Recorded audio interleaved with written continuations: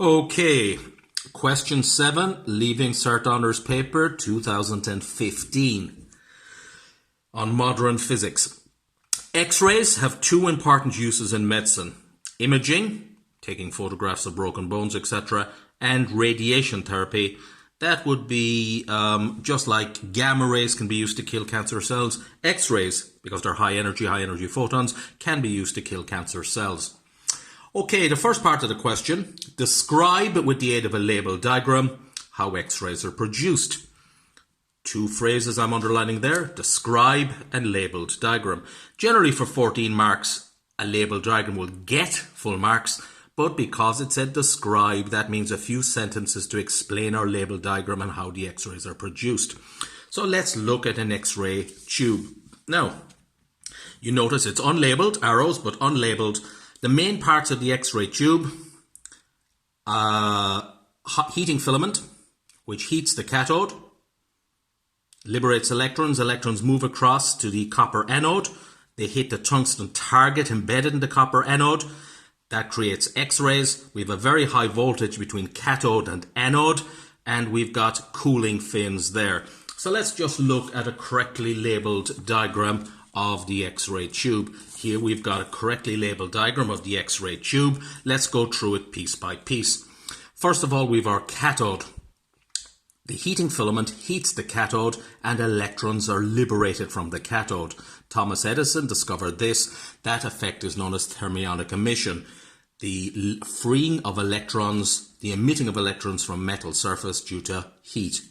Those electrons are accelerated across the tube to the copper anode because of the high voltage between anode and cathode, and they hit the tungsten target, creating X-rays. And that's how the X-rays are produced. But if you look at the diagram, there are several things in the diagram not labelled. These are the things that students traditionally forget to label. Well, one thing students forget to label is that the tube is evacuated. It's an evacuated glass tube. Evacuated to prevent collisions between the electrons and particles or atoms in the air. The second thing students often forget to label is that lump of metal that's embedded in the copper anode. That's the target.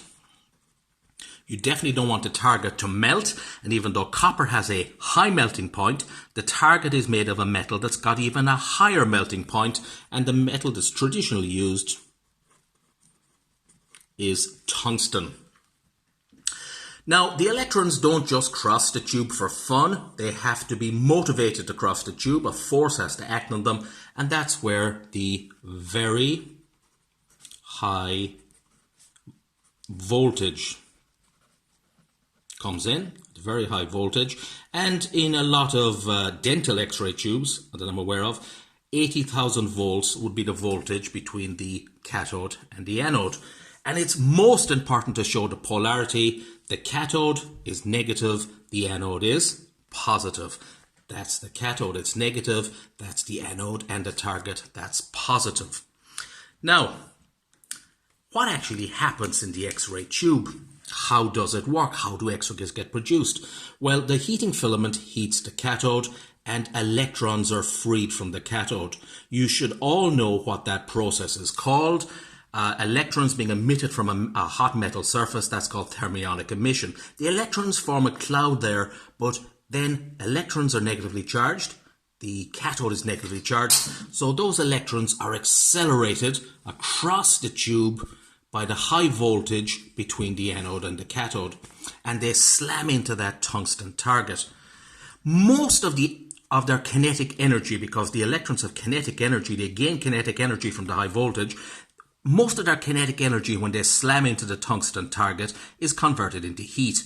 The copper gets very hot and the heat is dissipated or scattered by these cooling fins there. But about 1%, 1 electron in 100, hits the inner shell electrons in the tungsten and creates a new type of energy called X-rays. And these X-ray photons come out here down like that. And it's very important to label them X-ray photons. These X-ray photons actually do pass through a little window in lead shielding. That's one thing that a lot of students forget to label as well, lead shielding. Now that's a properly labelled diagram of an X-ray tube, and the most common errors are students forgetting to mention evacuated tube, forgetting to label the tungsten target, and most especially forgetting to say very high voltage and showing the plus and the minus, the polarity, cathode negative, anode positive. So how exactly does this work? Well, a few sentences there I think are necessary. The first sentence I think that's necessary would be describe how it works. Electrons are produced by thermionic emission from the hot cathode. Okay, up there at the hot cathode, thermionic emission occurs, and that means the electrons are released from the hot cathode. What happens next to the electrons? The electrons are accelerated by the high voltage between the anode and the cathode. Then those electrons gain quite a lot of kinetic energy. They slam into that metal target. And when the electrons strike the target, X-ray photons are produced. Those 3 points I think are critical to explain the diagram above. So, those 3 points are critical, even though most of you would have got marks from the diagram above. That gives us 3 things that were not actually asked in the question, but I think students at this stage should know what they are. What is thermionic emission? Well, you should know that is the emission of electrons from the surface of a hot metal. Second, what are cathode rays? Well, they're beams of high-speed electrons. These beams of high-speed electrons up there are often known as cathode rays. In fact, I think it would be a good idea if I had actually labelled them. First discovered by J.J. Thomson in the late 1890s. He found cathode rays came from every single atom that he put in as the cathode. So clearly, cathode rays are a constituent part of every metal. They're electrons, but moving at very, very high speed. And the last thing, well, what are X-rays? Well, X-rays are electromagnetic radiation of very, very short wavelength, about 10 to the minus 11, 10 to the minus 12, 10 to the minus 13 meters. That's the diagram. Let's look at the rest of the question. Well, the rest of the question then said, a voltage of 50,000 volts is applied across the X-ray tube. Calculate the velocity of an electron and the wavelength of an electron produced by that X-ray tube. Okay.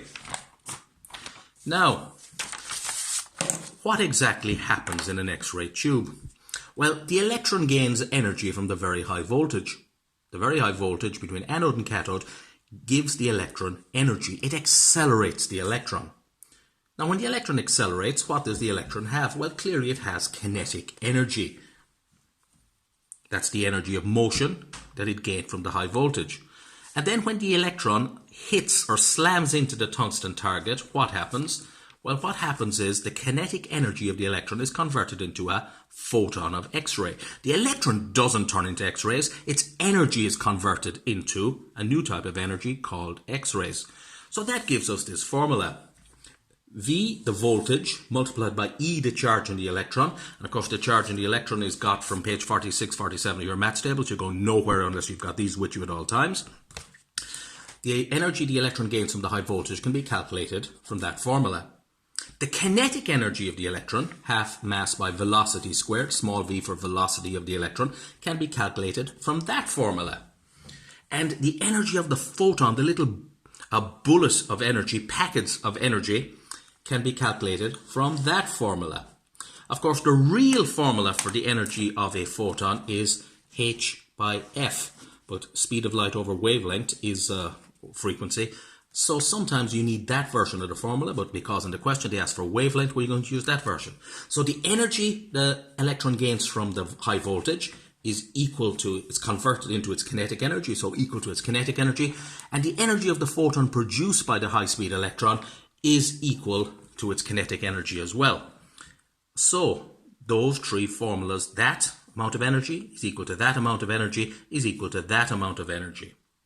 Now, we were asked to calculate the velocity of an electron accelerated by 50,000 volts.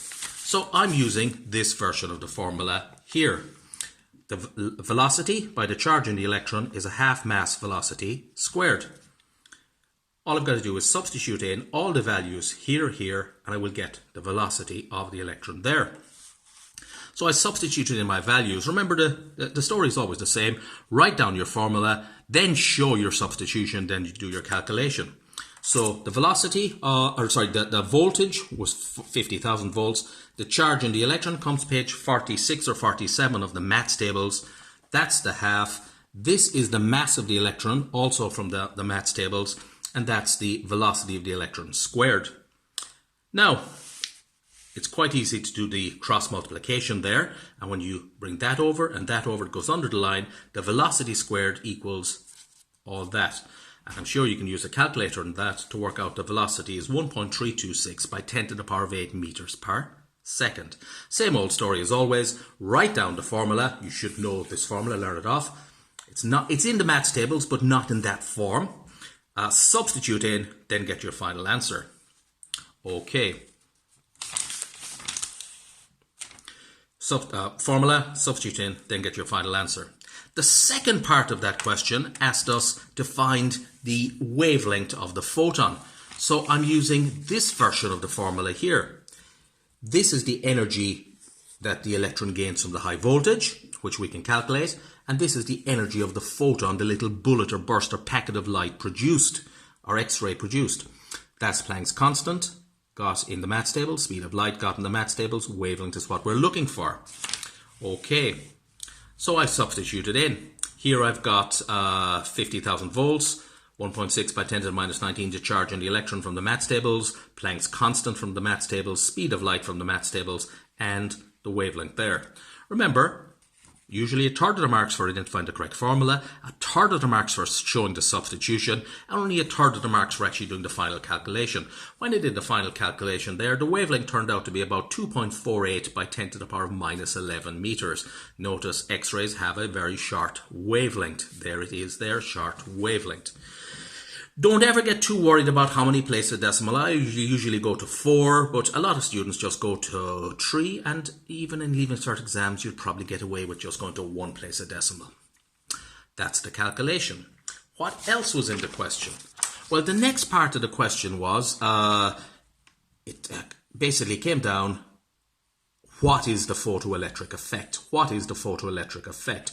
Earlier we saw what was the thermionic effect or thermionic emission. Thermionic emission is the emission of electrons from the surface of a hot metal, emission of electrons from the surface of a metal due to heat. Well, the photoelectric effect is something very similar. It's the emission of electrons, but not using heat. So let's have a quick look at this. Here we have what is the photoelectric effect, and I'm saying this is the photoelectric effect. This is the definition you need to learn. It's the emission of electrons from a metal surface due to electromagnetic radiation. Now, normally it's better to put electromagnetic radiation of suitable frequency. This means the frequency of the radiation must be greater than what's called the threshold frequency. Otherwise, the photons won't have enough energy to actually free the electron. So that's the photoelectric effect, emission of electrons from the metal surface due to electromagnetic radiation of enough frequency, of suitable frequency, greater than the threshold frequency. You need to know that formula. Next bit was experiment to show the photoelectric effect. Now we did this way back in September. I took you all down to the bottom of the classroom and we showed this using a charged electroscope and a ultraviolet lamp. So here I've got let me think again. It has to be a positively charged gold leaf electroscope. No, it's not. It's a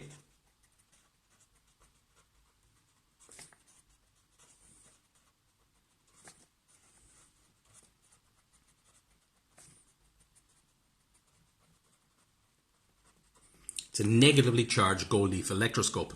Negatively charged, that means it's got an excess of electrons, and those electrons push those sheets of gold foil apart. They're repelling, so the whole system, the whole electroscope has too many electrons, and that causes the leaves to repel. Like charges repel. On top of it is a sheet of zinc metal. Freshly cleaned zinc metal, so the surface is exposed, so the ultraviolet light can hit the surface. So this is zinc metal. And what happens is we shine ultraviolet light, that's the ultraviolet light, and I'll just label it there, ultraviolet light or ultraviolet radiation.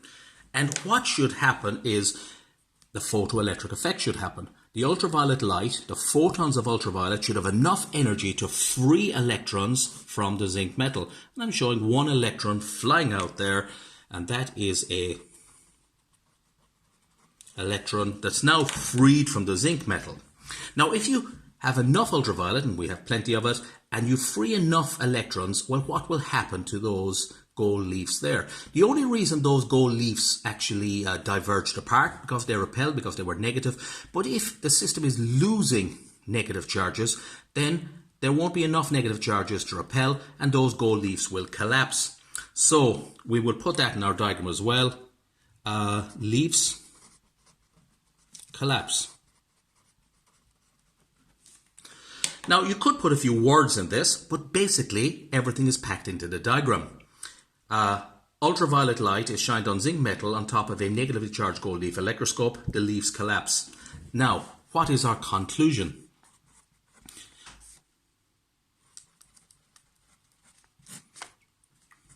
The ultraviolet is freeing electrons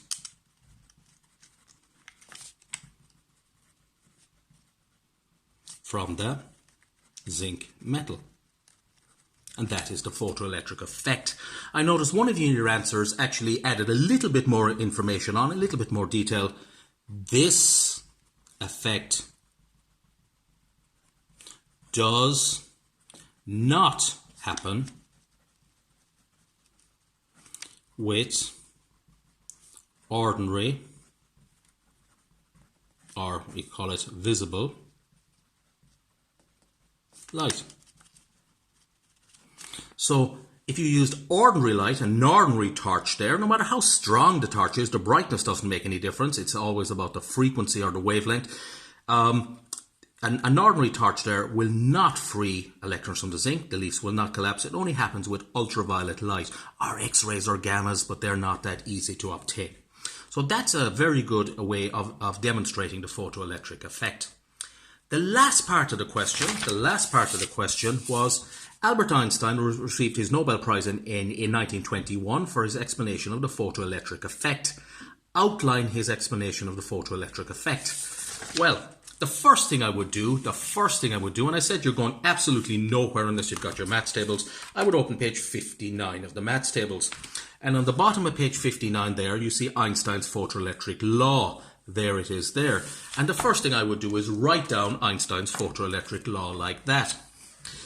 That would get about 3 of the 9 marks allocated. Now, what do we have to say? Well, let's say what all of this is. Well, Einstein said that the photon coming in to the zinc metal will have energy. So this part here is energy of a photon. Now, there's a certain amount of energy that's needed to free the electron. This is the energy needed to free the electron. Clearly, if the energy of the photon is not big enough, is below the energy needed to free the electron, no electron will get freed. The energy needed to free the electron is given a special name. It is known as the work function. And it's given that symbol up there, which is a Greek letter. Now, if the energy of the photon is bigger than the energy needed to free the electron, what happens to the excess energy? Well, it's given to the electron in the form of kinetic energy.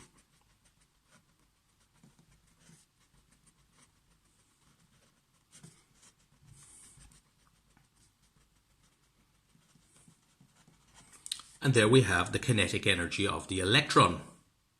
It's also worth noting that one photon will give it all its energy to just one electron at any given time. One photon will only give all its energy to only one electron. That's the 1-to-1 ratio. So that's Einstein's explanation of the photoelectric effect. The energy of a photon is equal to the energy needed to free the electron from the metal surface, and any extra energy goes into the kinetic energy of that electron. So if that photon is very, very, very big, it'll free just one electron, but it will have quite an awful lot of kinetic energy. Okay, that's the 2015 question. Shortly we'll look at the 2019, last year's one.